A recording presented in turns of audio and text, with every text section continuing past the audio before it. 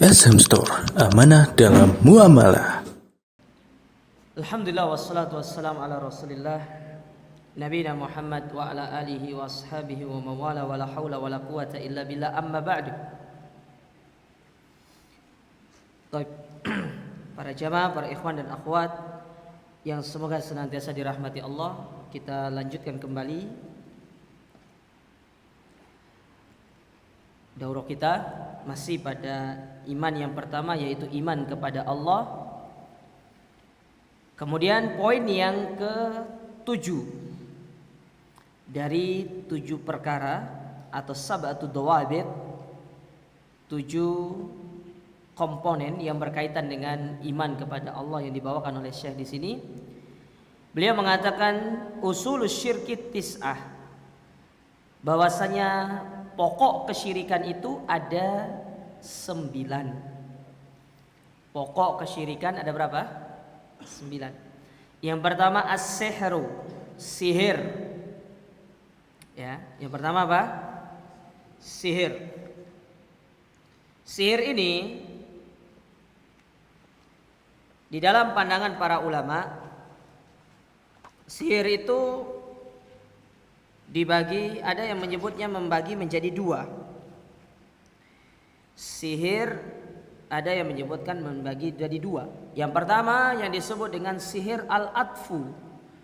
Apa sihir? Sihir ataf itu yaitu sihir untuk menjadikan seseorang itu dia senang kepada kita. Ini namanya sihir ataf. Itu menggabungkan.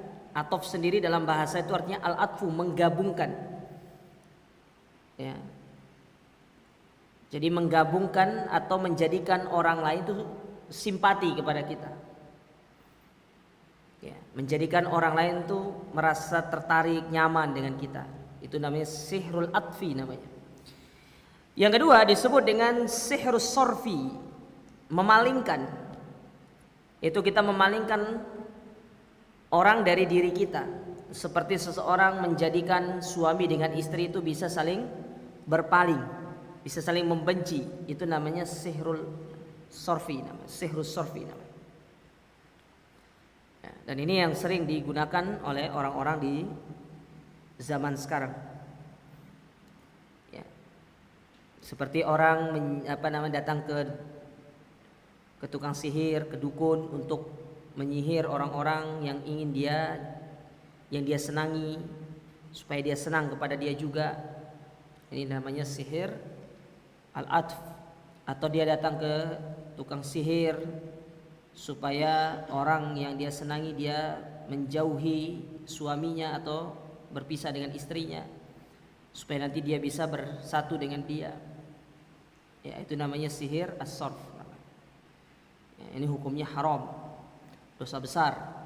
Bahkan para ulama menyebut ini sebagai min nawaqidil Islam, pembatal-pembatal keislaman. Karena memang umumnya sihir dan perdukunan itu pada nomor 2 itu al-kahana. Itu diantara syarat mutlak orang itu bisa memiliki ilmu sihir dan ilmu perdukunan, dia harus kufur dulu kepada Allah. Kufur dengan serangkaian kegiatan. Di antaranya seperti dia kalau misalkan ya mau jadi dukun itu dia harus naudzubillah ya, mohon maaf. Jadi darah haidnya wanita itu ya itu digunakan untuk melakukan pendekatan kepada jin. Biasanya dia gunakan bersamaan dengan Al-Quran. Jadi ada Al-Quran itu ditaruh darah haidnya di situ. Ya. Gitu dia. Jadi untuk kufur kepada Allah Ta'ala. Ada yang sampai menginjak-injak Al-Quranul Karim. Ya, diinjak-injak di tempat yang jorok. Nah, memang segitu rangkaiannya.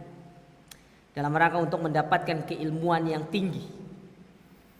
Makanya orang-orang dukun, orang-orang sihir itu adalah orang-orang yang kufur kepada Allah. Jadi yang pertama adalah sihir. Makanya Allah Subhanahu wa taala mengatakan dalam Al-Qur'an, la yaflihus sahiru haitsu ata. Tukang sihir itu tidak akan pernah beruntung selama-lamanya. Tukang sihir tidak akan pernah beruntung selama-lamanya. Dan wajib bagi kaum muslimin untuk dia menjaga diri mereka dari sihir dan perdukunan. Ada sebuah tulisan yang bagus dari Syekh Abdul Razak, antum bisa download nanti di website beliau, yaitu tentang asyrah wiqaya asyratul asbab li wiqayati minas sihir. 10 kiat untuk menjauhkan diri dari sihir. Salah satunya yang bisa dilakukan adalah dengan kita merutinkan zikir pagi dan petang. Itu salah satunya. Supaya kita terhindar dari gangguan-gangguan sihir. Karena umumnya sihir itu dilakukan pada malam hari. Tukang sihir itu beraksinya pada malam hari. Yang kedua adalah al-kahana, perdukunan. Ini kurang lebih sama. Ya. Kurang lebih sama. Yang ketiga at-tatayyur. Tatayyur, apa itu tatayyur? Tatayyur itu adalah kita menyandarkan kesialan itu kepada angka tertentu, hari tertentu, ataupun perkara-perkara tertentu. Seperti contoh menyandarkan kesialan kepada angka 13, itu namanya tatayyur. Menyandarkan kesialan kepada ketemu orang buta misalkan. Ya. Menyandarkan akan mendapatkan musibah kalau tidak melakukan ritual begini-begini, itu namanya tatayyur. Ya, kalau datang kupu-kupu ke rumah berarti mau datang tamu. Kalau ada burung gagak berarti orang mati, gitu kan. Kalau gatal tangannya mau dapat uang. Yang ada kalau gatal terus beli obat keluar uang. Ya, berarti kutu air dan panuan. Ya. Banyak ya tatoyur itu ya. Kalau yang masih beredar sekarang itu seperti dalam pernikahan nih. Anak pertama nggak boleh nikah dengan anak pertama, atau jangan menikah di bulan Syawal kan? Syawal atau Muharram. Kalau di zamannya orang musyrikin jahiliyah tidak boleh menikah di bulan Syawal. Makanya Nabi ingin membuktikan kepada mereka menikah di bulan Syawal itu tidak ada masalah. Nabi menikahi Aisyah di bulan Syawal. Bisa dipahami siapa? Ya, jadi tidak ada kesialan, itu tidak ada. Menyandarkan kesialan kepada sesuatu itu tidak ada dalam agama kita. Dan tatayyur ini kalau masih ada dalam diri kita, ini sebab kita terhalang dari masuk ke dalam 70.000 golongan masuk surga tanpa hisab. Karena di antara sifat orang-orang yang masuk surga tanpa hisab, Allah sebutkan 4. Nabi sebutkan 4. Yang pertama, tidak minta diruqyah. Yang kedua, tidak berobat dengan pengobatan K itu besi panas yang dipanaskan ditempel.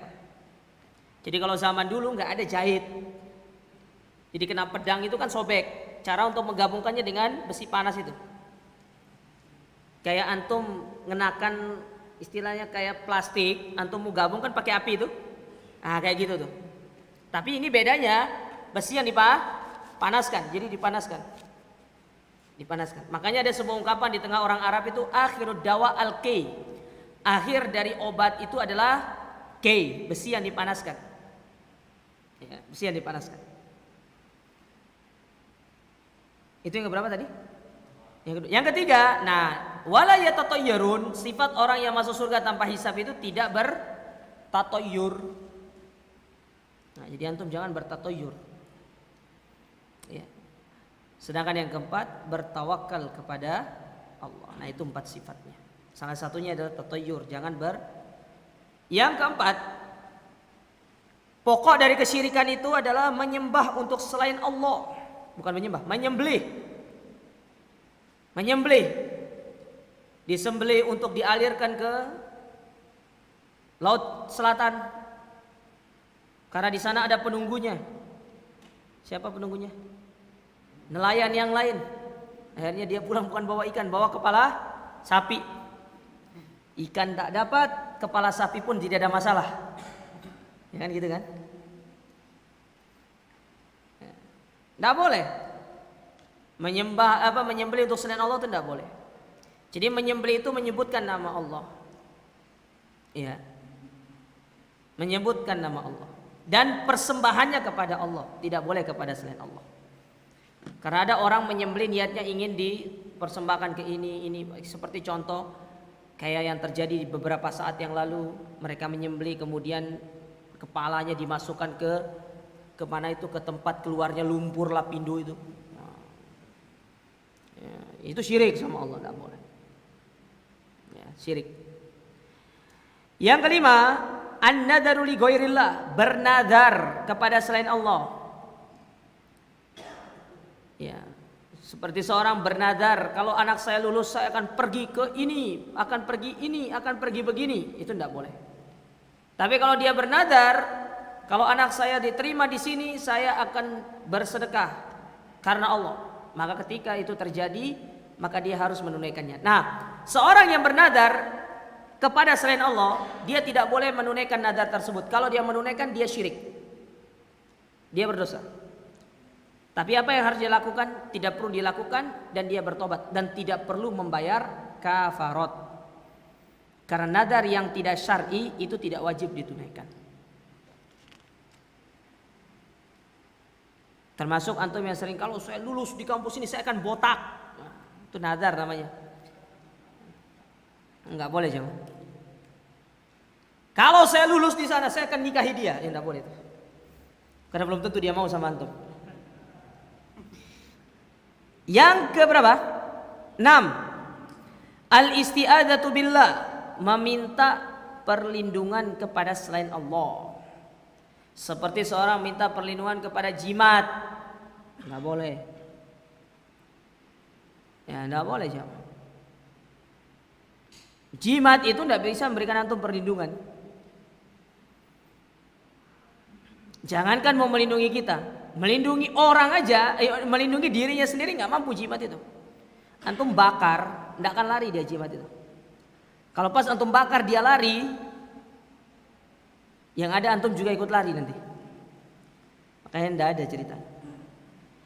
Yang ketujuh, berdoa kepada selain Allah.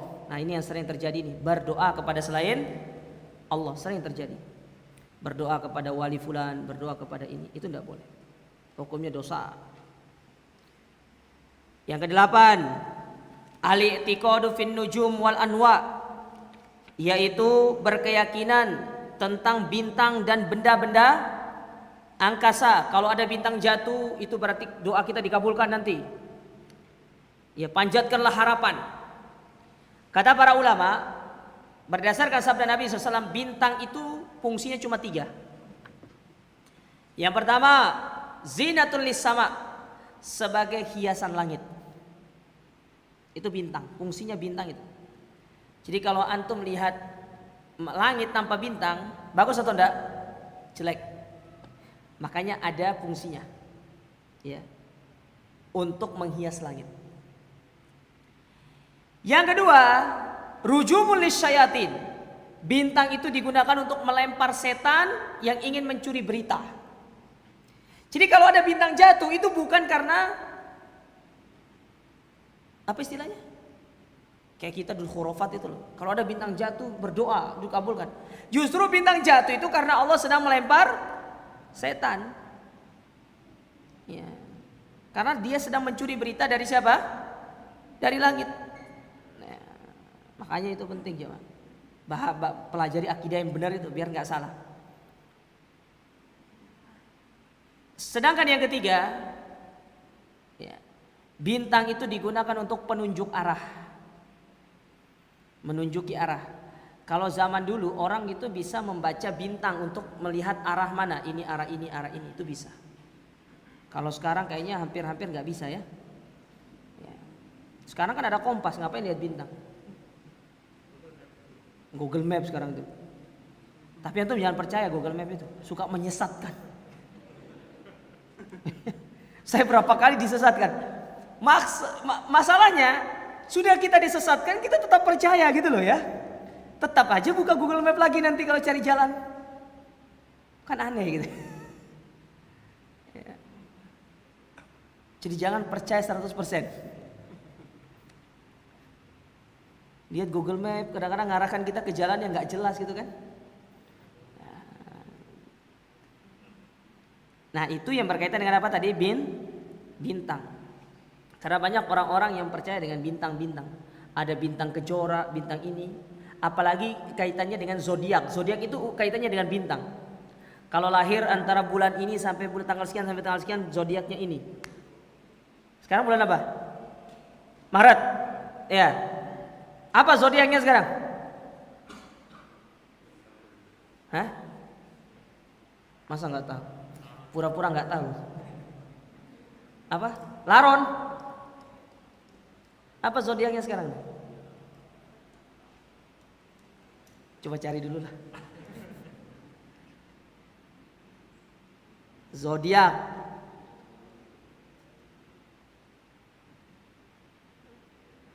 Nggak jelas juga nih. Ini nih. Sekarang apa nih? Maret ya? Belum 20 kan? Oh, zodiaknya Pisces. Siapa Pisces hari ini?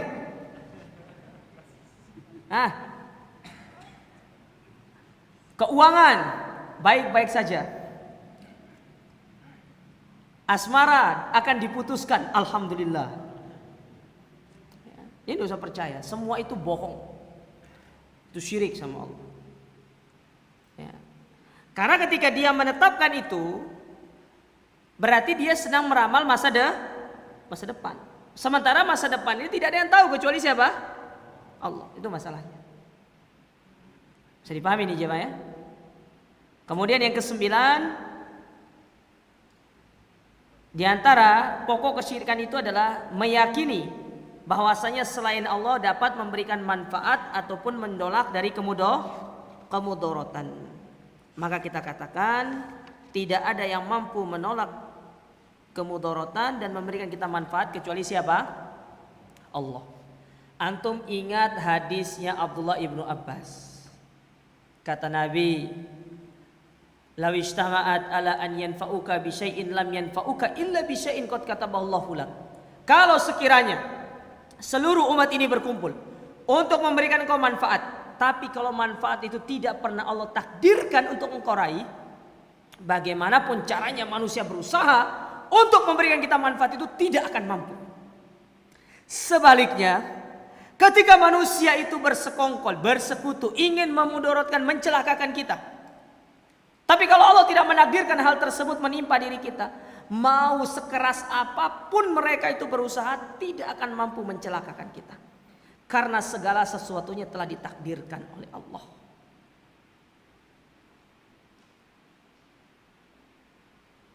Maka salah satu pelajaran yang disebutkan oleh para ulama, ya,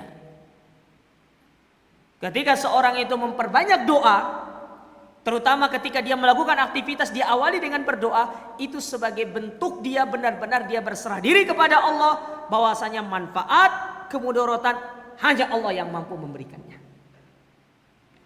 Bukan manusia, tapi Allah. Ya. Tapi Allah jawab. Ini yang sering kita lupakan. Ya, sering kita lupakan. Nabi 14 abad yang lalu menjelaskan ini kepada Abdullah ibnu Abbas. Dijelaskan, disampaikan. Ya. Oleh karenanya itu para jamaah sekalian, hendaklah kita benar-benar memahami akan hal ini. Bahwasanya yang memberikan manfaat, yang memberikan kemudaratan itu Allah. Yang bisa menolak kemudaratan dari kita adalah Allah Ta'ala. Bukan jimat, bukan ini, bukan segalanya. Allah Subhanahu wa Ta'ala. Maka berserah diri kepada Allah. Coba antum lihat ketika antum keluar rumah, apa yang antum baca? Bismillahirrahmanirrahim. Artinya antum berserah diri kepada Allah. Apapun yang aku dapatkan hari ini, maka aku serahkan semuanya kepada Allah. Kalau kita dapat nikmat, kita mengucapkan alhamdulillah. Binikmatihi tatimmus shalihat. Kalau kita mendapatkan musibah, kita juga disuruh mengucapkan alhamdulillah, tapi ala kulli hal. Nah, ini perlu diperhatikan jemaah. Jadi ketika seorang meyakini ada selain Allah yang memberikan manfaat dan kemudaratan, maka ini termasuk pokok kesyirikan. Sama seperti orang meyakini yang bisa menyembuhkan adalah dokter, ya, yang bisa menolong mereka dari penyakit adalah dokter. Ini termasuk pokok-pokok kesyirikan. Karena pada hakikatnya kesembuhan itu milik Allah. Yang memberikan kesembuhan itu siapa? Allah. Adapun obat dokter itu hanya sebagai sebab untuk kita memperoleh kesembuhan.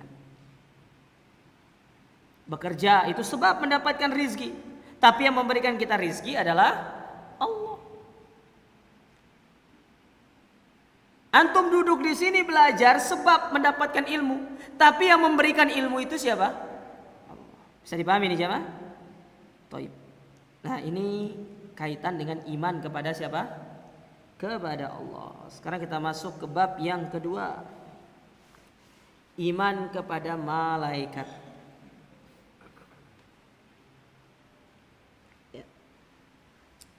Iman kepada malaikat ini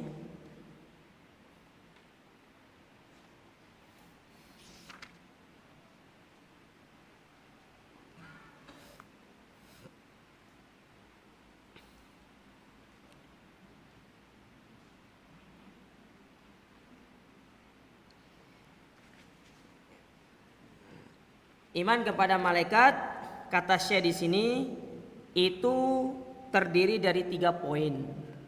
Tapi sebelumnya saya ingin sampaikan, malaikat itu jamak, adapun mufradnya malakun. Malakun. Jadi satu malaikat disebut dengan malakun. Kalau malaikat-malaikat namanya malaikah. Tahu tulisannya? Malakun. Mim, lam, kaf sambung semua. Malakun. Ya. Itu satu malaikat. Jamaknya malaikah. Malaikat-malaikat.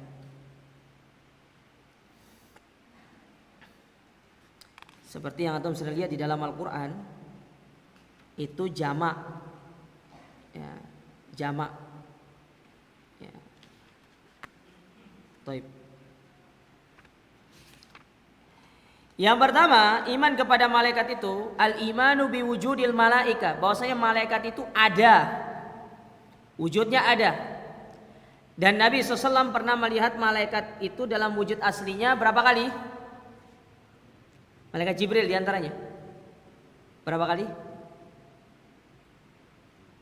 Hah? Berapa kali? 2 atau 3? Yang pertama di mana? Di gua Hiro 1. Yang kedua di mana? Ketika Isra dan Mi'raj. Betul. Yang ketiga ketika malaikat Jibril menampakkan wujud aslinya kemudian membentangkan sayapnya, yang mana sayapnya itu sangat banyak sekali. Berapa sayap? Ada 600 sayap. Ya. Jadi malaikat Jibril itu 600 sayap. Wujudnya ada. Bukan tidak ada, cuma kita enggak melihat. Ya. Dan itu yang harus kita imani. Wa annahum katsirun, malaikat itu banyak. Bukan hanya 10. Kita diajarkan dulu ada berapa? 10 malaikat. Nah, siapa yang masih ingat? Siapa yang masih ingat? 10 malaikat beserta tugasnya. Ayo. Ya siapa? Siapa yang masih ingat? Oh, kitabnya enggak menantang, Ustaz. Ya udah, yang ini aja. 10 malaikat beserta tugasnya. Masa antum udah ingat? Bukan Adam, Idris, Nuh dan Hud ya. Itu nabi itu. Malaikat. Nah, enggak ada yang ingat. Ya udah 5 aja lah. Nah. 1. Jibril tugasnya? Hah? Menyampaikan wahyu. Sama? Tugasnya nggak satu dia. Hah? Bolehlah satu aja enggak apa-apa. 2. Ya nggak apa-apa, dia cowok, yang penting 5. Kalau 4 istri. Apa? Israel apa? Pencabut? Ini yang terjadi khilaf di kalangan para ulama. Tidak ada namanya malaikat Israel itu. Yang ada malakul maut. Tidak ada malaikat Israel itu. Tapi nggak apa-apa. Ganti malakul maut. Tugasnya apa? Mencabut nyawa. Ya sudah malaikat maut masa mencabut. 3.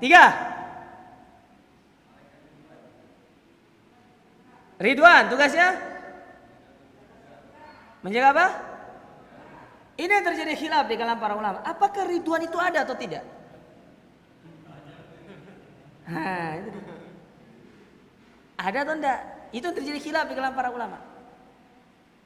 Wallahu a'lam, pendapat yang saya pegang sampai saat ini dalil yang menjelaskan tentang adanya malaikat Ridwan, namanya malaikat Ridwan itu masih belum saya temukan dalil yang sahih. Ganti 2 berarti baru 2. 3. Rokib, Atid, apa tugasnya? Siapa yang baik, siapa yang buruk? Rokib yang baik, Atid yang, ya makanya jangan nama antum Atid ya. Boleh nggak? Berapa berarti? 4, 5.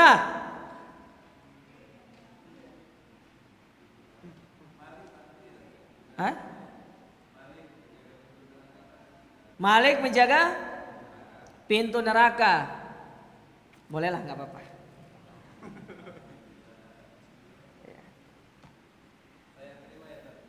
Masya Allah, berkah. Sah. Ya. Malaikat itu bukan hanya 10 jamaah. Tidak dibatasi dengan 10. Karena Nabi SAW pernah mengatakan, inna likulli insani malakan. Setiap manusia itu punya berapa malaikat? 2. Ada 2 malaikat yang akan mengawasi dia. Dan malaikat ini ketika orangnya meninggal, dia tidak akan bertugas lagi. Sudah selesai tugasnya. Hanya untuk mencatat perbuatan dia sampai orang ini meninggal dunia. Sisanya tidak lagi bekerja dia. Ada berapa kita di sini? Kalau ada 10 orang berarti ada berapa malaikat? 20. 200 juta orang Indonesia kali 2 berapa berarti? 400 juta malaikat. Usus di mana saja? Indonesia. Antum hitung seluruh dunia berapa? Taruh ada 3 miliar. Berarti ada berapa miliar malaikat? 6 miliar. Itu yang masih hitung dari zaman Nabi Adam sampai hari ini. Sudah berapa malaikat? Itu hadis yang pertama. Hadis yang kedua, Nabi SAW pernah bersabda, di langit itu ada namanya Baitul Ma'mur. Kalau di dunia ada namanya Baitullahil Haram, yaitu Ka'bah. Di langit ada namanya Baitul Ma'mur. Baitul Ma'mur itu tempat beribadahnya para malaikat. Di sini ada 2 pendapat. Pendapat pertama yang mengatakan, ada yang menyebutkan bahwasanya setiap hari masuk 70.000 malaikat. Kalau sudah masuk nggak bisa masuk lagi, masuk golongan yang lainnya. Jadi yang sudah masuk itu cuma sekali tok. Berarti kalau setiap hari ganti 70.000, setahun 365 kali 70.000 berapa? Ada berapa? Ayo cepat, gitu cepat. Berapa? Nah, itu pendapat pertama.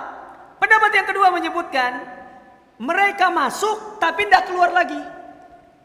Jadi hari ini 70.000 masuk, besok 70.000 masuk lagi. Jadi Baitul Ma'mur itu tidak pernah sesak, tidak pernah penuh. Selalu terisi. Setiap hari 70.000 masuk. Antum bayangkan ada berapa jumlah malaikat? Yang mana kata Nabi SAW, tidaklah satu jengkal yang ada di tempat itu melainkan pasti ada malaikat yang mengisi tempat itu. Diempet sekali. Jadi malaikat itu tidak cuma 10, berarti banyak. Cuma nama-nama malaikat yang sampai kepada kita hanya beberapa saja. Di antaranya malaikat siapa tadi? Jibril. Ya. Malaikat pencabut nyawa katanya tadi siapa namanya? Israfil. Terjadi khilaf di kalangan para ulama. Bahkan mereka menyebutkan dalil yang menyebutkan ada namanya malaikat Israfil itu dhaif. Yang ada adalah malakul maut karena di dalam Al-Qur'an disebutkan malakul maut. Ya. Belum malaikat-malaikat yang lain. Jadi malaikat mereka banyak, bukan hanya 10. Makanya kata saya di sini, wa annahum katsirun la ya'lamu adadahum illallah. Tidak ada yang mengetahui jumlahnya kecuali siapa? Allah. Ya, itu yang pertama yang harus kita imani. Malaikat itu ada, jumlah malaikat banyak dan tidak ada yang mengetahui jumlahnya kecuali siapa? Allah. Ya ini aja kita taruh ada 3 miliar rupiah, 3 miliar rupiah. 3 miliar orang di atas muka bumi sekarang, seluruh penduduk dunia ini. Kali 2 sudah 6 miliar malaikat. Itu yang masih hidup, belum yang mau keluar, belum yang mau lahir, belum yang sudah meninggal. Banyak. Ya. Taib. Yang kedua, di antara keimanan atau perkara yang berkaitan dengan iman kepada malaikat, bahwasanya malaikat itu merupakan hamba yang senantiasa taat kepada Allah Subhanahu wa taala. Taat. Tidak pernah dia itu bermaksiat kepada Allah. Allah sebutkan dalam surat At-Tahrim ayat yang ke-6.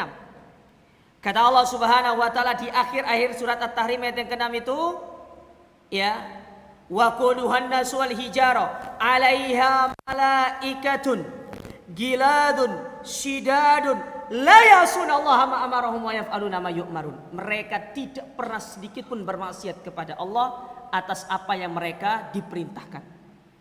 Makanya Nabi SAW menyebutkan di Baitul Ma'mur ada malaikat yang kerjaannya disuruh bertasbih sampai hari kiamat, bertahmid sampai hari kiamat, bertahlil sampai hari kiamat. Kalau kita enggak, disuruh bertasbih 10 menit saja sudah bosan. Baru baca Quran saya sudah bosan. Tapi malaikat tidak. Mereka tidak pernah bermaksiat kepada Allah. Senantiasa menjalankan segala perintah Allah. Ya. Allah mengatakan A langsung. Disuruh begini langsung. Tidak seperti kita. Kita ini diperintahkan sama Allah banyak negonya. Banyak negonya. Kita cari, katanya kan ada khilaf, kabeh khilaf. Ya, akhirnya antum lama-lama jadi Abu Khilaf.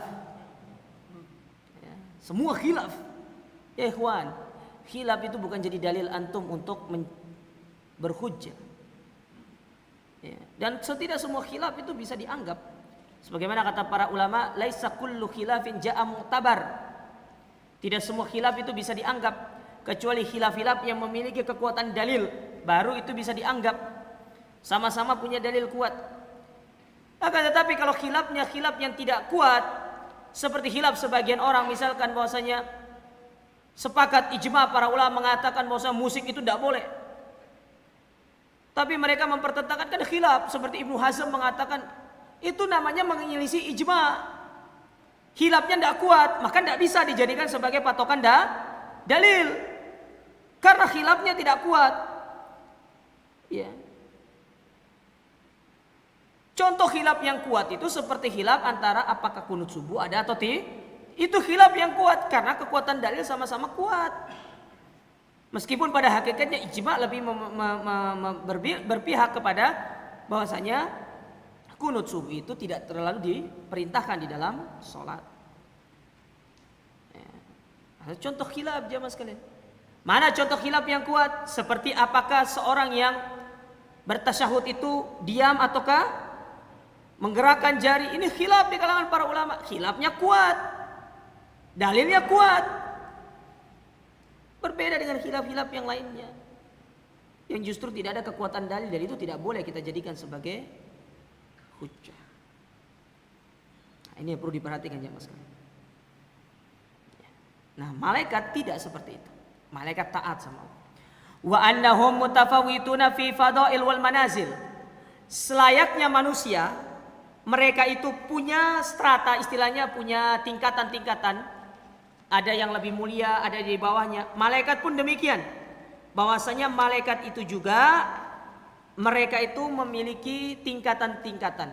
Ada malaikat yang mulia, ada yang di bawahnya. Seperti kalau kita berbicara malaikat yang paling mulia, malaikat apa? Jibril tentu. Malaikat Jibril. Seperti firman Allah Subhanahu wa taala dalam surat Al-Qadar.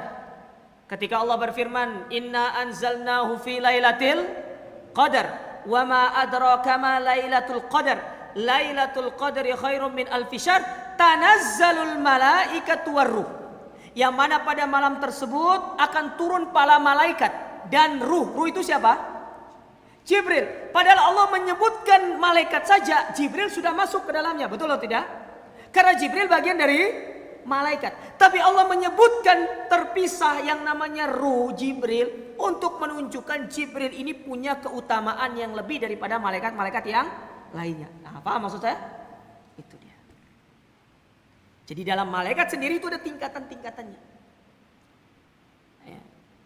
Sebagaimana para nabi, nabi pun demikian.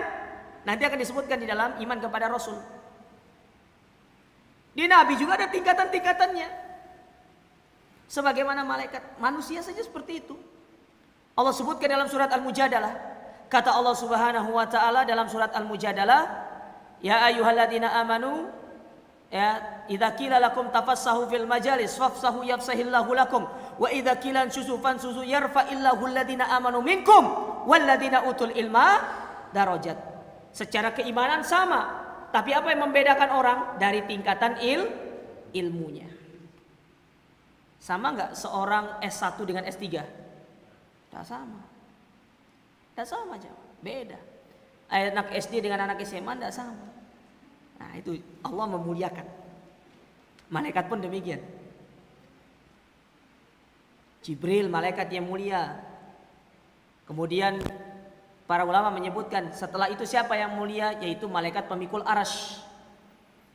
Ya, karena mereka memikul arasy. Ya. Ketika Nabi menyebutkan tentang sifat malaikat pemikul arasy itu, antara daun telinga dengan pundaknya itu sejauh 40 tahun perjalanan. Dari sini ke sini. Kita berapa ini? Nggak sejengkal ya. Dia 40 tahun perjalanan dari ujung sini ke sini katanya. Itu sebesar apa ya? Itu baru ujung telinga ke sini aja. Berarti badannya gimana gitu. Ya. Makanya ketika Jibril menampakkan dirinya di hadapan Nabi Muhammad SAW, membuka sayapnya memenuhi ufuk timur dan barat. Nah dari situ kita tuh harus sadar ada makhluk yang lebih besar daripada kita. Maka kita tidak boleh sombong karena ada ciptaan Allah yang lebih besar daripada kita. Kita dibandingkan malaikat gak ada apa-apanya kita ini, kecil. Makanya tidak usah kita terlalu sombong. Hilangkan sifat kesombongan. Baik. Ya, nah jadi mereka juga malaikat itu memiliki apa? Memiliki tingkatan-tingkatan. Ya. Mereka memiliki kemuliaan yang bertingkat-tingkat. Ya. Kemudian yang ketiga, ad-dhabitus tsalis al-imanu bi anna Allah wakkalahum bi wadha'ifa 'azimatin wa a'tahum al-qudrata 'ala ta'diyatiha. Bahwasanya kita harus mengimani mereka itu punya tugas yang telah Allah Subhanahu wa taala wajibkan kepada mereka. Seperti malaikat Jibril tugasnya adalah menyampaikan wahyu. Kenapa? Dan itu salah satu sebab para ulama bersepakat kenapa Jibril dikatakan malaikat yang mulia, karena dia bertugas untuk menyampaikan wahyu. Dan wahyu yang disampaikan bukan hanya kepada Nabi Muhammad tapi kepada seluruh Rasul. Makanya dia dimuliakan sama Allah Ta'ala. Ada malaikat yang bertugas menjaga, ya ini menjaga gunung. Ada yang bertugas untuk menurunkan hujan. Ada yang bertugas untuk mencabut nyawa. Nah ini malaikat yang paling mengerikan nih.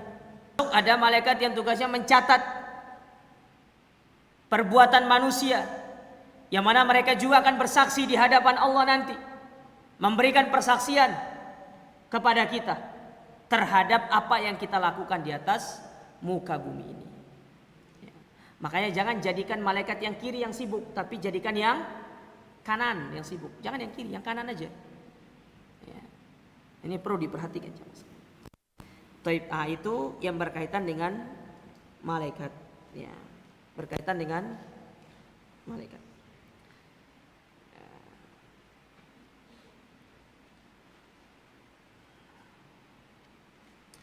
Taib. Ini karena waktunya mepet.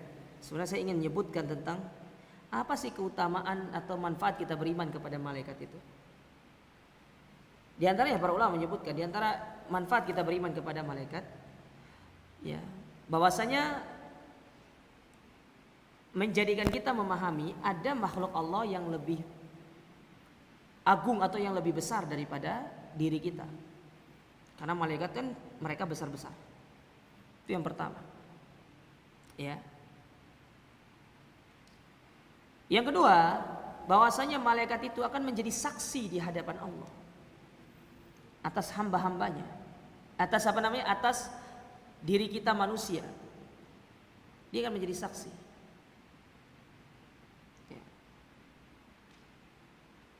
Yang ketiga, di antara buah dari kita beriman kepada malaikat, ya, bahwasanya ada hamba Allah Subhanahu wa taala yang lebih taat daripada manusia. Ya, mereka lebih taat daripada kita. Makanya kita ini harus lebih taat dalam beribadah kepada Allah. Jangan sampai kita kalah dengan malaikat. Bisa dipahami ya. Baik, kemudian kita pindah ke berikutnya.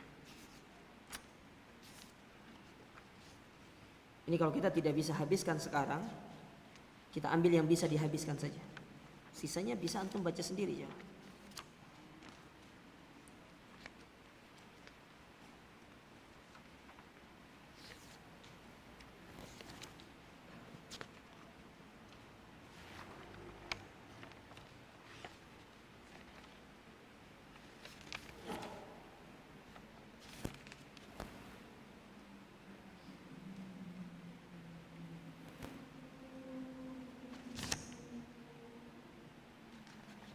Ini yang kelima nggak ada ini. Poin yang kelima nggak ada.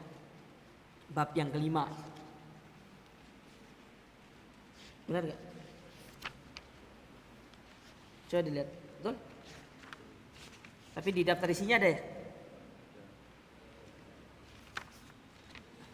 Atau mungkin antum udah tulis ininya besarnya. Oh digabung ya? Oh 18-nya nggak ada. Halaman 18-nya nggak ada. Baik, tidak apa-apa. Kita lanjut. Halaman berapa sekarang? Bab yang ketiga. Iman kepada Al-Kutub. Wa fihi khamsatu dhawabit. Ada 5 poin yang perlu diperhatikan. Yang pertama, maratibul wahyi arba'ah. Tingkatan wahyu itu ada 4. Jadi Nabi SAW ya menerima wahyu itu, atau Allah menurunkan wahyu itu kepada hamba, kepada para nabi melalui 4 macam. Yang pertama melalui mimpi. Makanya mimpi para nabi itu mana contohnya? Mimpinya siapa? Nabi Ibrahim. Nabi Yusuf bisa. Nabi Ibrahim. Ketika Nabi Ibrahim berkata kepada anaknya, "Inni ra'aitu fil manam anni adbahuka fanzur madza tara." Ya anakku Ismail, aku melihat dalam mimpiku bahwasanya aku menyembelihmu. Dan mimpi seorang nabi itu merupakan apa? Wahyu. Nah kayak kita mimpi itu bisa 3. Kalau kita mimpi itu ada 3 kemungkinan. 1, mimpi manusia itu yang pertama Ar-ru'yatu minallah itu merupakan kabar dari Allah. Ya.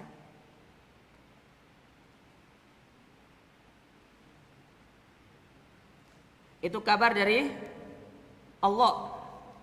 Tapi orang mendapatkan mimpi dan kabar dari Allah ini kalau dia berdoa sebelum tidur, mempraktekkan adab-adab tidur, baru dia bisa mendapatkan ini. Yang kedua, ar-ru'yatu minasyaiton. Mimpi dari syaitan.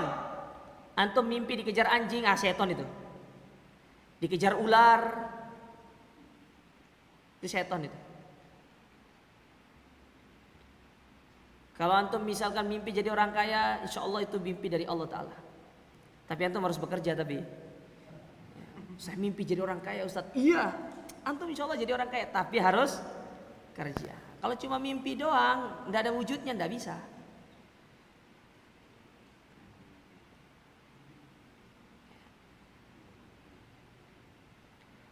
Antum mimpi masuk neraka, mimpi syaitan itu. Yang ketiga, ada yang disebut dengan al-ihtilam. Apa ihtilam itu? Bunga tidur. Biasanya ihtilam ini terjadi, yaitu kebiasaan atau kegiatan kita pada hari itu ke bawah sampai tidur. Akhirnya ngigo. Itu dia maksudnya, ihtilam namanya. Pernah nggak antum melakukan satu aktivitas sampai ke bawah mimpi? Hah? Pernah nggak? Kalau pernah itu namanya ihtilam itu. Kayak anak-anak itu misalkan main sore hari itu kan main tiba-tiba malamnya tuh dia tiba-tiba kayak ngigo itu kemudian kayaknya mimpi. Berarti itu ke bawah kegiatan sorenya main gitu loh. Paham ya maksud saya? Nah itu ada 3 itu. Mimpinya manusia. Jadi jangan nanti antum mimpi misalkan antum mimpi oh aku dapat wahyu dari Allah, bukan wahyu itu. Bisikan syaitan. Tidak ada wahyu itu. Wahyu itu hanya kepada para nabi. Yang kepada manusia itu bukan wahyu tapi ilham. Ya, kalau nama saya Ilhami. Itu ilham. Allah memberikan ilham. Itu mimpi. Yang kedua, bisikan jiwa. Bisikan di jiwa. Jadi ketika para nabi diberikan bisikan kepada jiwanya, itu merupakan wahyu dari Allah. Beda kalau kita. Kalau kita ada di bisikan jiwa, itu bisikan apa? Syaitan kalau kita.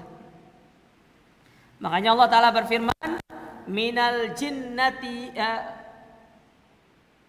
apa namanya? Min syarril waswasil khannas. Dari bisikan-bisikan apa?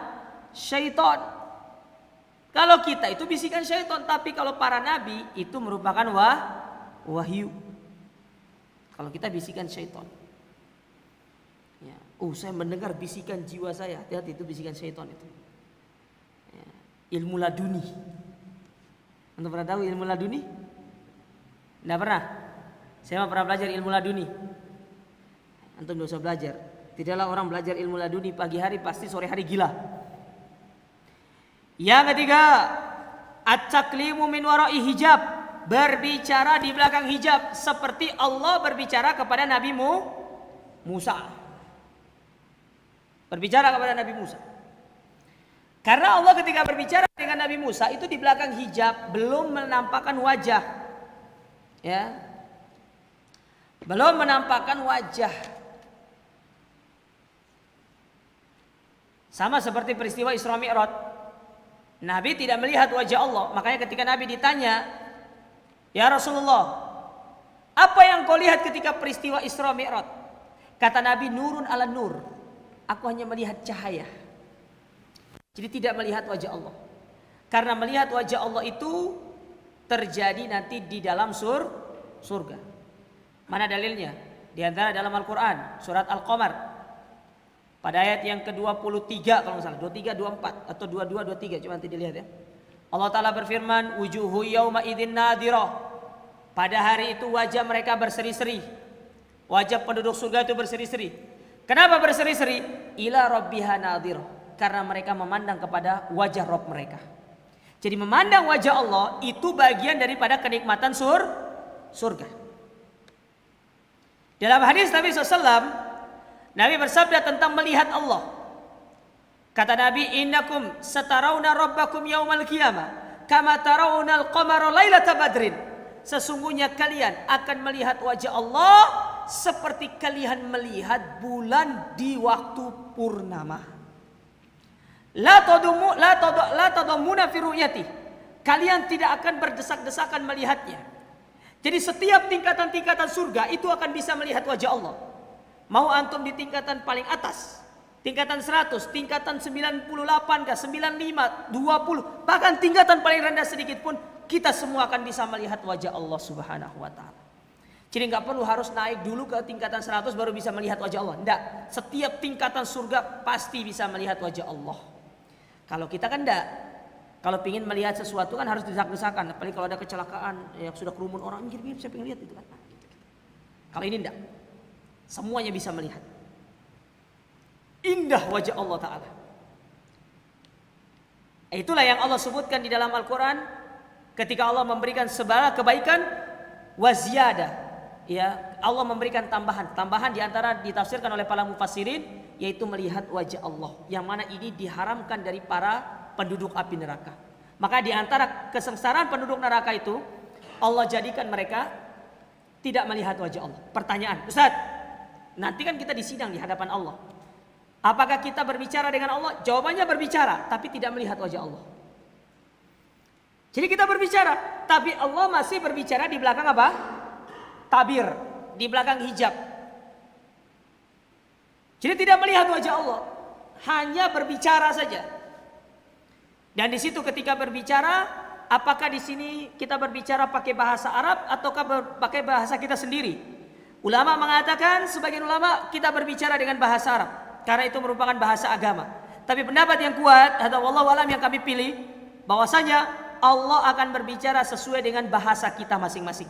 Karena Nabi mengatakan, innakum sayukallimuhullahu ta'ala. Sesungguhnya Allah akan berbicara kepada kalian dan tidak ada terjemah antara kalian dengan Allah. Jadi Allah berbicara dengan bahasa kita. Jadi tidak pakai penerjemah. Ya.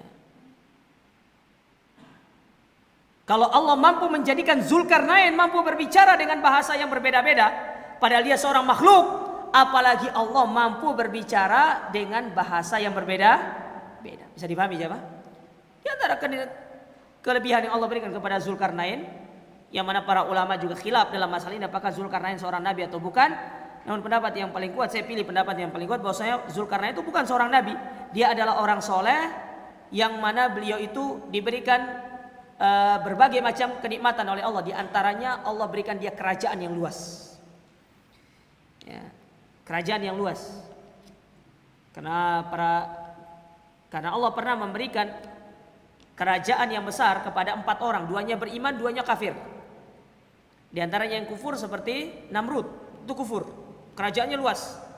Tapi kalau yang beriman, yang pertama yaitu Nabi Sulaiman dan yang kedua adalah Zulkarnain. Ya. Kekuasaannya membentang dari timur dan barat. Nah, jadi berbicara. Ya.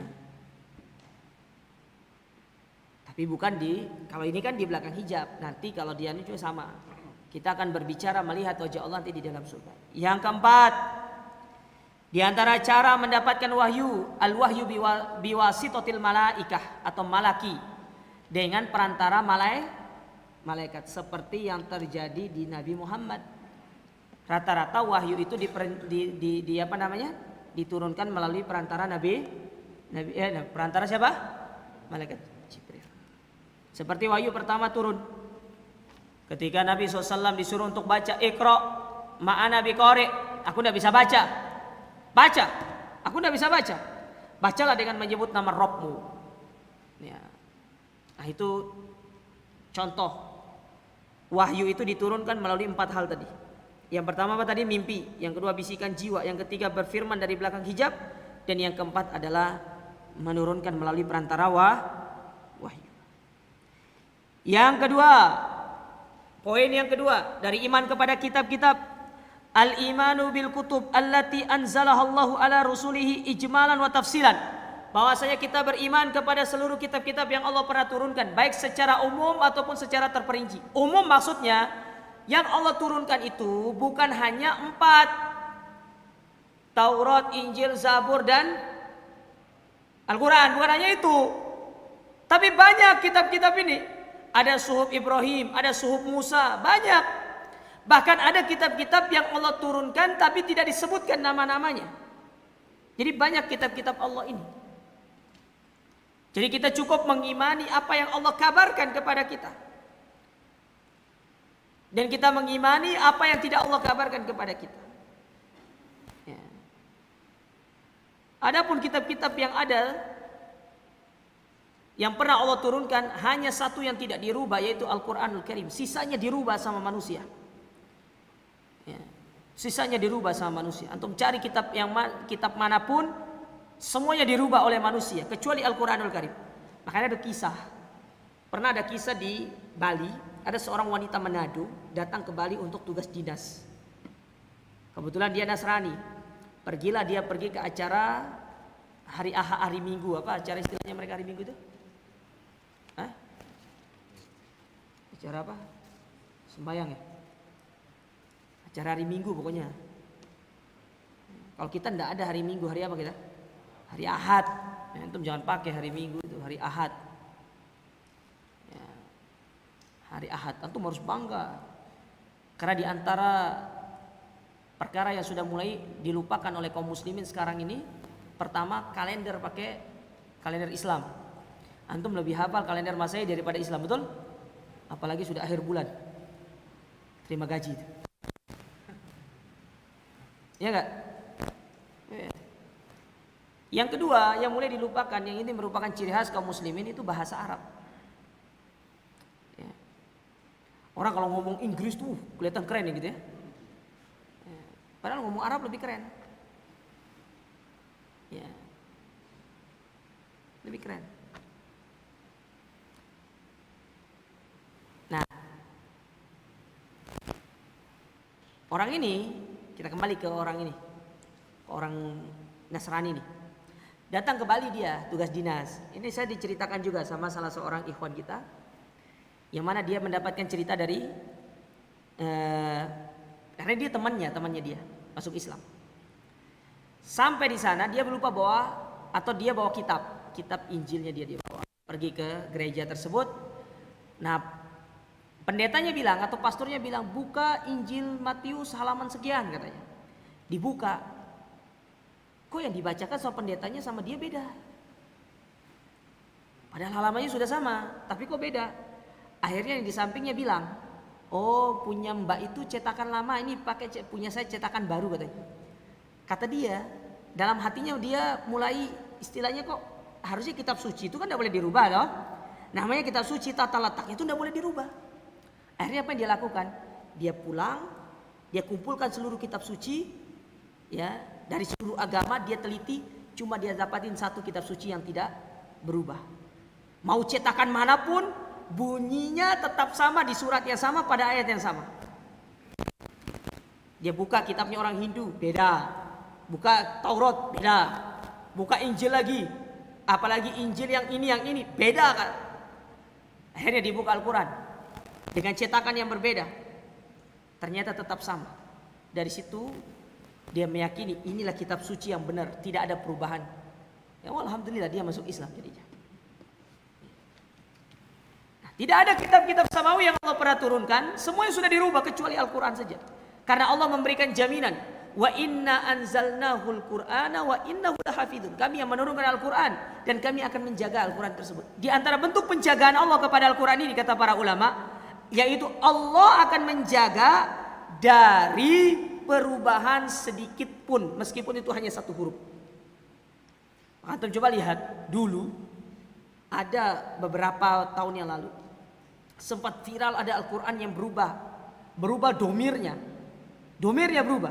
Langsung respon masyarakat terkait masalah perubahan itu. Nah itu dia. Bagaimana Allah menjaga Al-Quran ini jamaah sekalian. Bagaimanapun manusia berusaha untuk mengubah isi Al-Quran, mereka tidak akan mampu karena Allah yang akan menjaga Al-Quran. Beda dengan Injil, Taurat, semuanya sudah dirubah. Apalagi kalau antum lihat dari kitab-kitab non samawi, ya Weda, apalagi Buddha itu apa kitabnya? Hah? Enggak ngerti saya. Tripitaka itu bahasanya bahasa apa itu? Sanskerta. Yang gitu tidak?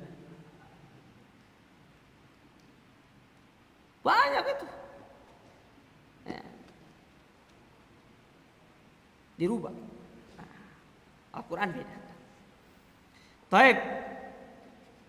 Yang ketiga, al-imanu bi anna jami'al kutubi as-sabiqah qad dakhalaha at-tahrif aw fuqidat. Kita mengimani bahwa seluruh kitab-kitab yang pernah Allah turunkan sebelumnya itu sudah dirubah kecuali Al-Qur'an. Ya sudah, semuanya sudah dirubah. Dirubah oleh pendeta-pendeta mereka, oleh rahib-rahib mereka sesuai dengan kehendak-kehendak mereka. Sesuai dengan kemauan mereka. Ya. Ini yang perlu dipahami jemaah. Baik. Kemudian yang keempat, Al-Quranul Karim huwa kalamullah Ta'ala. Al-Quran itu merupakan firman Allah, ucapan Allah, Al-Munazzal yang Allah turunkan ala Rasulihi sallallahu alaihi wasallam, yang Allah turunkan kepada Rasulnya bilafzihil Arabi, dengan bahasanya atau dengan lafadznya bahasa Arab, al-muta'abbadu bitilawatihi, yang mana ketika kita membaca sebagai ibadah, al-manqulu bitawatur, yang mana dia diriwayatkan secara mutawatir, al-maktub fil masahib, yang kemudian ditulis di dalam mushaf. Dalam mushaf. Ya. Jadi satu, Al-Quran itu kalamullah, bukan ucapan manusia. Kalamullah, ucapan Allah. Allah berbicara dengan suara, dengan huruf. Ya. Bukan Allah berbicara dengan bahasa jiwa. Ya, seperti penafsirannya orang-orang liberal, di mana orang-orang liberal mengatakan Allah berbicara dengan bahasa jiwa, dan Al-Quran ini ditransformasikan oleh Nabi Muhammad sesuai dengan kondisi budaya pada waktu itu. Hada kalam batil hada. Ini ucapan orang-orang liberal. Nanti antum buka lagi videonya Ustaz Firanda itu, insyaallah dibahas semua di situ. Saya tidak ingin membahas sesuatu yang sudah dibahas sama ahlinya. Ya, antum buka sendiri aja. InsyaAllah banyak aninya itu. Memang begitu orang-orang liberal itu. Ya. Mereka ingin menghilangkan kesucian Al-Quran supaya ketika Al-Quran ini hilang kesuciannya, Al-Quran ini tidak dijadikan sebagai sumber hukum lagi. Sehingga di situ mereka pun bebas untuk menerapkan hukum itu sesuai dengan logika mereka, sesuai dengan pemikiran mereka, dan itu yang menjadi motif utama mereka. Ya itu tadi bahasanya mereka itu ada istilahnya tafsir hermeneutika itu. Ya. Ya. Kita tidak boleh memahami Al-Quran secara kontekstual, tapi harus memadankan dengan kondisi sekitar seperti itu. Ya. Karena Al-Quran ini kalau diterapkan di zaman sekarang itu tidak cocok. Ini hanya berlaku untuk 1400 tahun yang lalu. Sementara zaman modern sekarang itu tidak cocok diterapkan, kata mereka begitu. Biasa berani ngomong karena banyak uangnya. Kita dituduh banyak uang, kita tidak punya uang loh kita ini. Ya. Ya. Tapi mereka berani ngomong seperti itu karena syahwat dalam diri mereka. Nah, ini bahaya aja mas. Ini mau habis waktunya ya.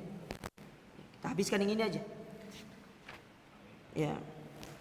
Kemudian disebutkan di sini, yang diturunkan kepada Nabi SAW, diturunkan kepada Nabi Muhammad sebagai mukjizat. Ya, jadi Al-Quran itu mukjizat terbesar. Kalau antum tanya mukjizatnya Nabi, Al-Quran itu mukjizat terbesar. Tapi mukjizatnya Nabi itu banyak. Salah satunya Al-Quran, dan itu mukjizat yang terbesar. Taib. Kenapa Allah menurunkan Al-Quran kepada Nabi sebagai mukjizat terbesar? Karena pada waktu itu kaum yang dihadapi mereka adalah orang yang terkenal dengan kefasihan bahasanya. Makanya bahasa Al-Quran itu bahasa yang sastranya tinggi. Sastranya tinggi. Sulit menerjemahkan bahasa Al-Quran itu, bahasa Arab itu, bahasanya Al-Quran itu sulit. Kecuali orang-orang yang benar-benar memiliki bahasa yang sangat tinggi baru bisa menerjemahkan dengan baik. Makanya ketika Utbah ibnu Rabi'ah datang kepada Nabi SAW untuk menawarkan, wahai ya Muhammad, engkau mau jadi pemimpin, kita jadikan pemimpin, engkau mau ini kita kasih. Yang penting kamu jangan menyebarkan agamamu. Dibacakan Al-Quran kepada Utbah ibnu Rabi'ah. Apa kata Utbah ibnu Rabi'ah setelah keluar dari situ? Kemudian dia bersandar di satu rumah. Kata dia, aduh hampir-hampir hatiku terbang mendengarkan ucapannya itu. Hada laisa min kalamin nas, hada laisa min kalamil bashar. Ini bukan ucapan manusia. Tidak ada orang yang pernah mengatakan sebaik daripada Al-Quranul Karim itu.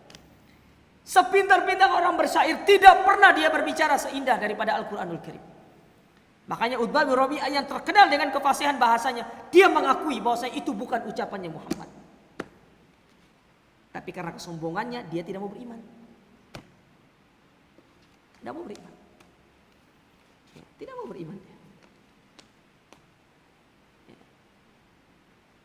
Tidak ada seorang yang pandai bahasa pun ketika mendengarkan Al-Quran. Tidak. Contoh Umar bin Khattab. Umar itu terkenal dengan kefasihan bahasanya. Ketika mendatangi saudaranya,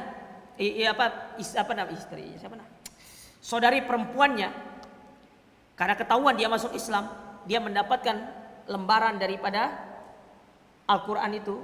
Dia mendapatkannya, dia baca Toha, ma anzalna alaikal Qur'ana litashqa. Ya, dibacakan sampai kata dia, ini bukan ucapan orang, ini bukan ucapan manusia. Ini ucapan yang kalam, sastranya tinggi, ya, sastranya tinggi. Tidak ada orang yang bisa membuat seperti itu. Maka dari situ hatinya Umar itu terbuka masuk dalam agama Islam. Nah, itu mukjizat terbesar. Tapi kalau untuk berbicara mukjizat Nabi banyak. Salah satunya akhlak. Akhlaknya Nabi itu mukjizat. Ya. Taib. Kemudian di situ disebutkan diturunkan dengan berbahasa Arab karena memang bahasa yang dipakai oleh kaum pada waktu itu adalah bahasa apa? Bahasa Arab. Membacanya ibadah. Nah ini dia, membacanya ibadah. Jadi baca Quran itu satu huruf ibadah. Satu huruf dibalas 10. Makanya Nabi mengatakan, ya, barang siapa yang membaca satu huruf diberikan 10 kebaikan. Aku tidak mengatakan alif lam itu satu huruf, tapi alif satu huruf, lam satu huruf, mim satu huruf. Jadi membaca alif lam mim itu sudah dapat 3 kebaikan kali 10. Jadi berapa adanya? Bagaimana kalau antum baca satu halaman, satu lembar, satu juz, tinggal kali 10 semuanya huruf itu. Atau hitung. Banyak sekali kebaikan-kebaikan. Makanya baca Quran itu tidak perlu riya. Ambil HP sambil live streaming, gak perlu. Baca sendiri aja. Pahalanya lebih besar. Ya. Tapi baca yang bagus itu adalah disertai dengan kita mentadabbur.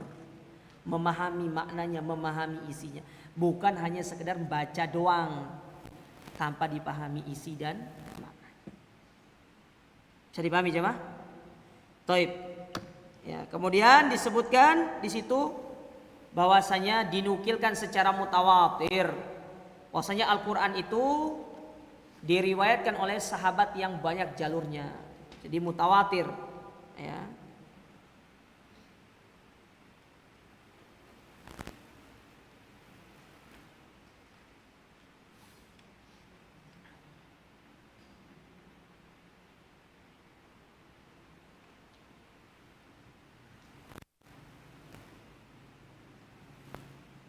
Ya, mutawatir.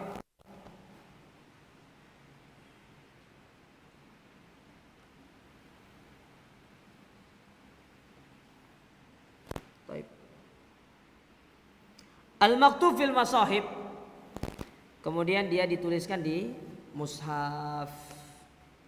Ya. Dituliskan di mushaf.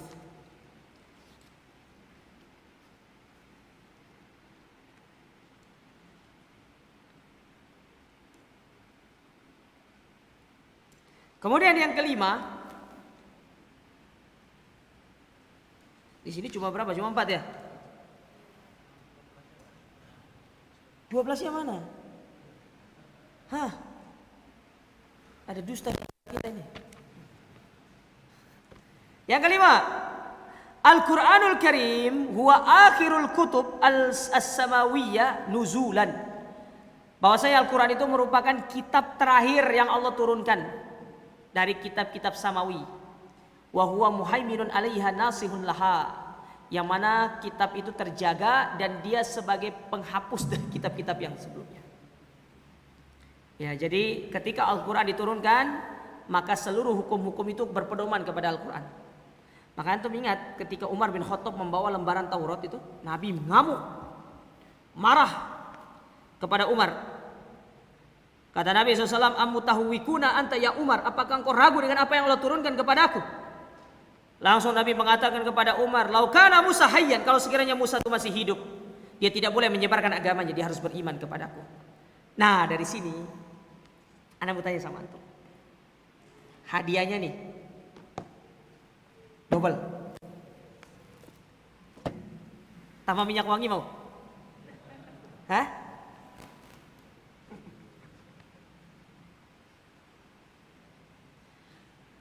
Ah, ini.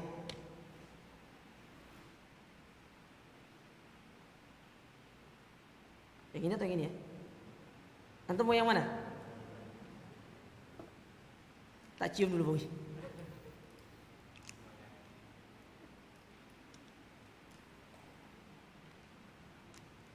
Ana cabut mereknya dulu biar antum enggak tahu minyak wangian.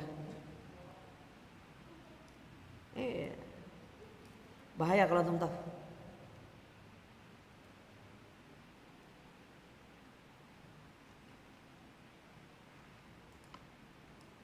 Pertanyaan saya,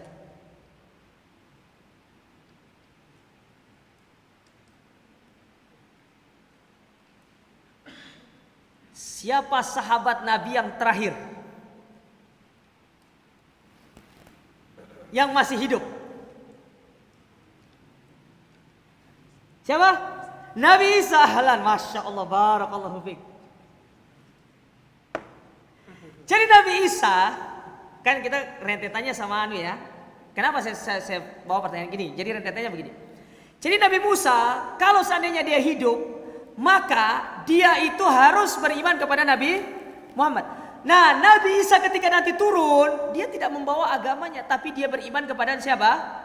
Nabi Muhammad untuk membunuh Dajjal. Dari situ para ulama mengatakan bahwasanya sahabat yang masih hidup sampai sekarang dari sahabatnya Nabi itu Nabi Isa. Lu kapan ketemunya? Waktu peristiwa Isra dan Mi'raj. Paham jemaah? Dan itu pendapat yang dipilih oleh Al-Imam Al-Qurtubi. Bahwasanya Nabi Isa merupakan sahabat Nabi yang masih hidup sampai sekarang. Baik. Ini yang mungkin bisa saya sampaikan ya. Sudah mau jam 5 ini. Adapun sisanya sama ustadz yang lain aja. Ya. Bagi dua kan? Kita jawab pertanyaan aja.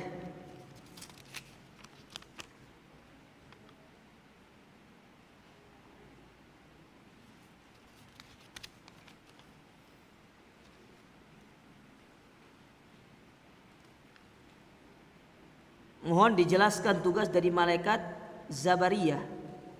Zabariyah.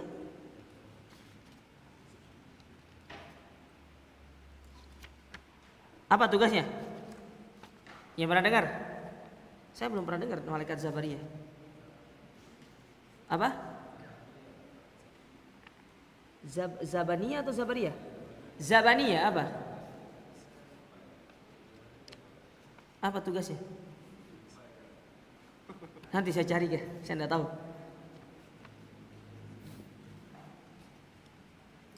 Bagaimana dengan malaikat setelah hari kiamat? Ya mereka dibangkitkan sama Allah Subhanahu wa taala.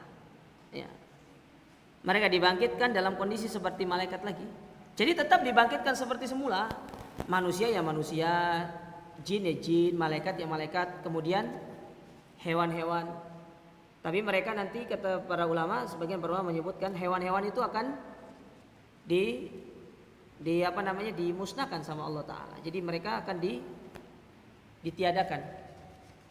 Ketika mereka nanti dibangkitkan setelah terjadinya yaumul hisab, yaitu hari pembahasan. Setelah nanti seekor kambing yang pernah menanduk kambing lain kemudian nanti dibalas, untuk ditanduk ulang. Setelah itu selesai, semuanya akan dihilangkan sama Allah Ta'ala. Ada yang menyebutkan begitu. Ya, jadi yang akan menghuni surga dan neraka itu ya malaikat, manusia dan para jin. Ya, iblis yang dalam neraka.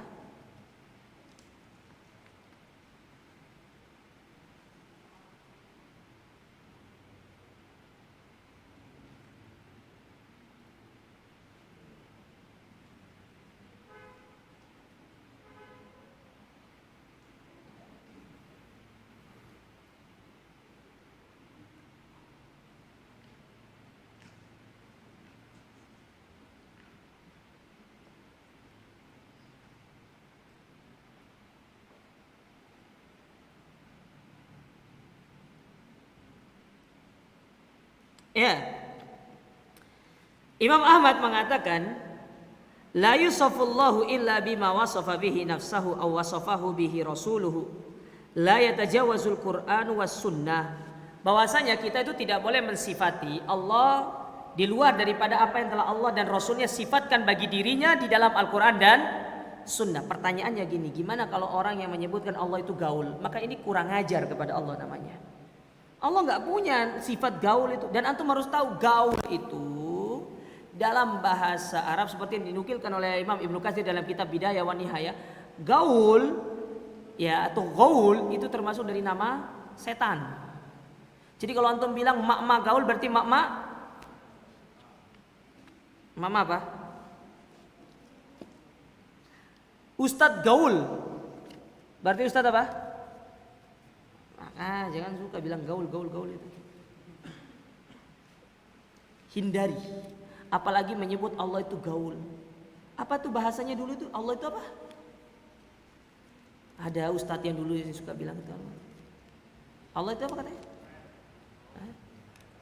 Bukan, ada istilahnya yang sering disebutkan dia tuh. Antum kurang update sih. Ada lupa. Itu ustadz itu.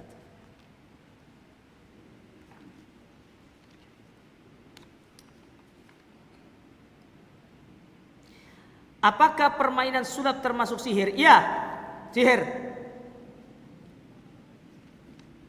Kalau bersekutu dengan jin. Tapi ada sulap yang tidak bersekutu. Ada nggak sulap yang tidak bersekutu dengan jin? Ya, itu kan hanya kecepatan mata. Kecepatan mata dan tangan itu. Kalau dia itu murni tidak ada aninya, itu tidak ada masalah. Tapi kalau sulap yang berkaitan dengan jin maka itu sih. Mana contohnya seperti ada tukang sulap yang main sih di gergaji dua gitu kan. Atau dihilangkan orang dari apa itu dari kotak, hilangkan orangnya. Ya, itu syirik sama Allah Ta'ala, itu sihir. Panjang banget tentu tulis ini.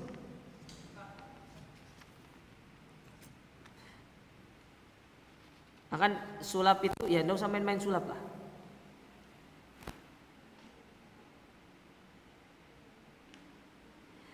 Nah ini dia, terjadi khilaf. Apakah Harut Marut itu termasuk malaikat? Terjadi khilaf di kalangan para ulama. Ya terjadi khilaf. Ada yang mengatakan Harut Marut itu adalah malaikat yang kemudian dia apa namanya? Udah saya lupa itu. Jadi dia dari kalangan malaikat, tapi mereka dirubah sama Allah Subhanahu wa Ta'ala. Ada yang menyebutkan mereka dari kalangan malaikat. Ya. Ada yang mengatakan bahwasanya Harut Marut ini kan mereka diperintahkan oleh Allah Ta'ala, kalau tidak salah dalam Al-Quran itu, untuk mengajarkan siapa? Nabi siapa? Nabi Sulaiman apa sih? Itu bukan sihir.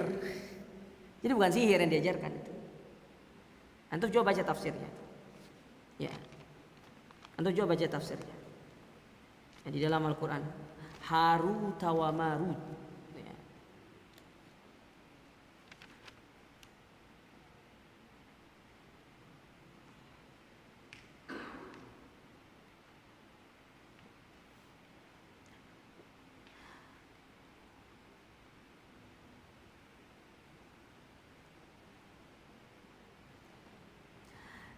Apa sih perbedaan takwil dan tahrif?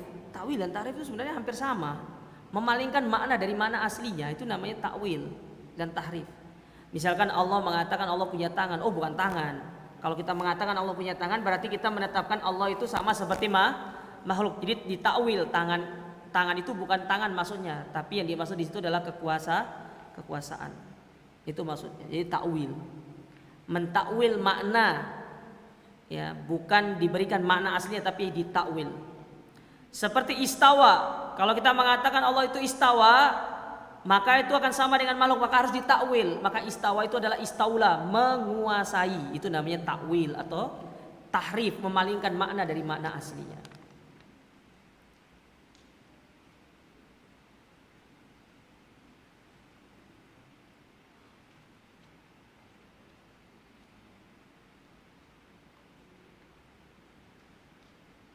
Apa ini?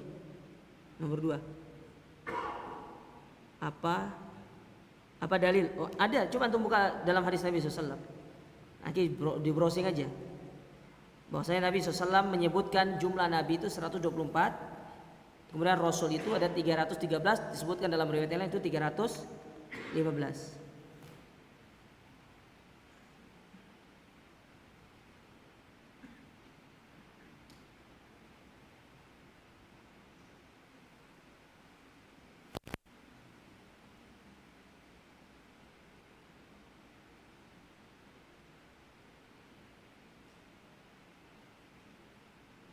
Ya. Apakah makna ba'asa? Ya, ba'asu itu maknanya bisa artinya membangkitkan. Iya, itulah bahasa Arab. Bahasa Arab itu kata yang memiliki makna yang sesuai dengan konteksnya. Seperti kata doroba. Doroba itu bukan hanya memukul, tapi doroba bisa artinya memberikan permisalan. Mana contohnya? Dalam Al-Qur'an, doroballahu masalan lilladina kafarum imra'ata nuhi wa imra'ata lut. Jadi doroba itu bukan artinya memukul, tapi memberikan apa? Permisalan. Nah, itu bahasa Arab tuh banyak maknanya. Jadi tidak bisa satu. Bahkan kata-kata itu bisa bermakna berbeda kalau ada di belakangnya juga huruf yang berbeda. Contoh, dakhola itu artinya masuk. Kalau dakhola ila masuk ke. Tapi kalau dakhola ala itu bukan masuk artinya, tapi mendatangi istri. Itu bedanya. Nah, ini bahasa Arab itu penting untuk dipahami dengan baik.